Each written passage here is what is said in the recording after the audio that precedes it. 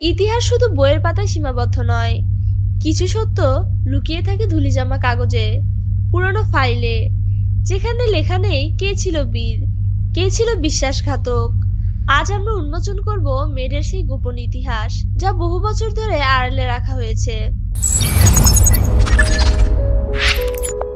1886 সালের 1 মে শিকাগো শহরের বাতাস ভারী হয়ে উঠেছিল শ্রমিকদের আওয়াজে। তাদের একটাই দাবি, 8 ঘন্টার কর্মদিবস। তারা ক্লান্ত ছিল কিন্তু পরাজিত নয়।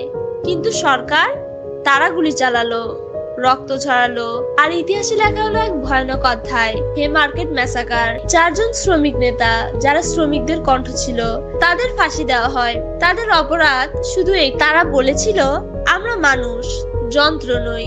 কিন্তু এই গল্প কি শুধু আমেরিকার? না, আমাদের দেশেও ছিল এক রক্তাক্ত অধ্যায়, যা কেউ মনে রাখেনি। 1973 সাল, নারায়ণগঞ্জের এক পাটকল। শ্রমিকদের দাবি দীর্ঘ কর্মঘণ্টা কমাতে হবে। তাদের নেতা রফিক ভাই, যিনি ছিলেন সকলের সাহস, এক রাতে তিনি নিখোঁজ হয়ে যান। শেষবার দেখা গিয়েছিল মিলের এক কর্মকর্তার সাথে উত্তপ্ত বাক্য বিনিময় করতে করতে। সেই রাতের পর আর কোনো শব্দ নেই, কোনো খোঁজ নেই, শুধু কিছু গুজব, কিছু কান্না, আর এক অজানা ফাইল, অপারেশন রেড সাইন্স। আজ আমরা জানি মেডে মানে ছুটির দিন, কিন্তু আসলে এটা একটা যুদ্ধের দিন, একটি আন্দোলনের দিন, একটি প্রতিবাদের দিন।